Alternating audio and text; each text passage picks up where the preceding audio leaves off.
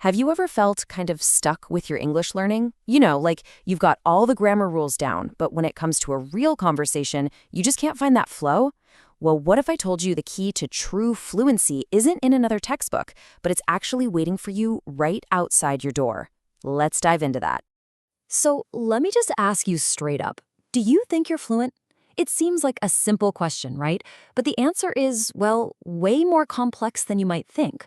We tend to measure fluency with things like test scores and how many words we know, but let's look at it in a deeper, more authentic way. And that really gets to the heart of what we're talking about today.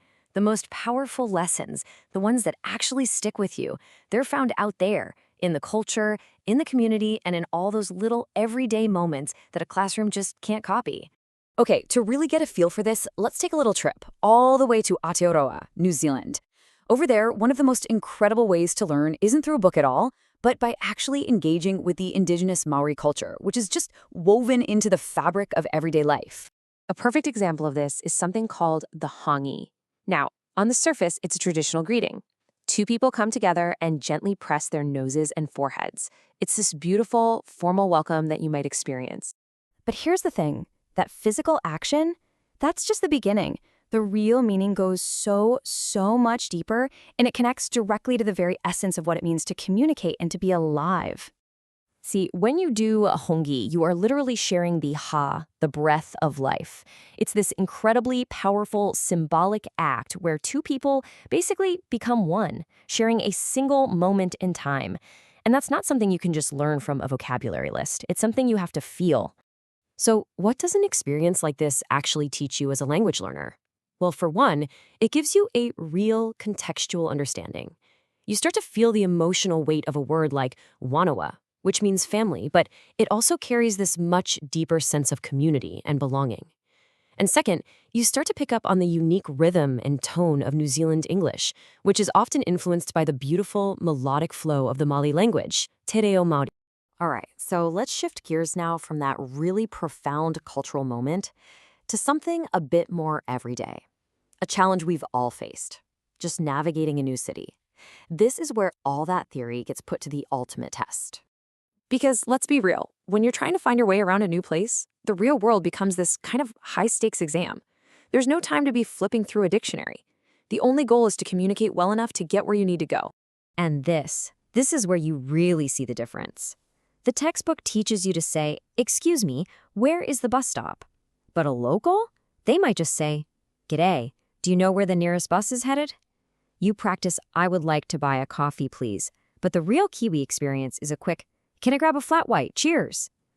And that super formal phrase about the weather, it becomes a casual, "It's 4 seasons in one day, eh?" See? It's this living, breathing language that shows you really get it. And that's the heart of it, right? Getting through these real-world situations forces you to make a huge shift from just passive knowledge, the words you have stored in your brain, to active fluency, which is all about using those words effectively under a bit of pressure to actually connect with someone. Okay, so why are these real-world experiences so much more effective? Let's get into the science of it a little. It really all comes down to a simple fact. Our brains are wired for connection, not just for correctness. You see, immersion works so well because of these 4 key things. First, you get what's called incidental learning. You're just absorbing language by doing stuff. This helps lower your affective filter, which basically just means your anxiety about making mistakes goes way down. And when you relax, you start to pick up on cultural nuances like humor and tone. And finally, these experiences create these powerful, memorable anchors, tying new words to real feelings and events, which makes them stick. Let's just zoom in on that second point for a sec, the affective filter. Think of it like an imaginary wall that goes up in your brain when you're stressed or worried about saying something wrong. But when you're relaxed and you're engaged, maybe you're just enjoying a meal with new friends, that wall comes right down, and your brain can just soak up the language way more naturally. And wow, look at this. This chart just says it all, doesn't it? The difference in how much information we retain is huge. Learning through cultural immersion can be so much more effective. I mean, you're just way more likely to remember a phrase you learned while laughing with a shopkeeper than one you just memorized off a whiteboard. That emotional connection makes all the difference. So look, this isn't just a story about New Zealand. This is really a call to adventure for every single language learner, everywhere. It's about finding those hidden gems in your own environment. And that brings us to the final and probably most important point. To truly, truly unlock a language, you have to step outside the book and step into the vibrant, living world all around you. The language isn't just on the page, it's in the air you breathe. These little linguistic treasures, they're everywhere. So instead of just studying, maybe try going to a local market and asking a vendor about what they're selling. Or join a local club for a hobby you love, whether it's hiking or board games. Listen to local radio. These are the places where you're going to hear those regional sayings, you'll start to get the local humor, and you'll feel the warmth of a simple, casual phrase like, "no worries," from someone you've just met. So I'll leave you with this question to think about. What hidden gems will you discover when you finally close that textbook and just step outside? Your real journey to fluency starts right there.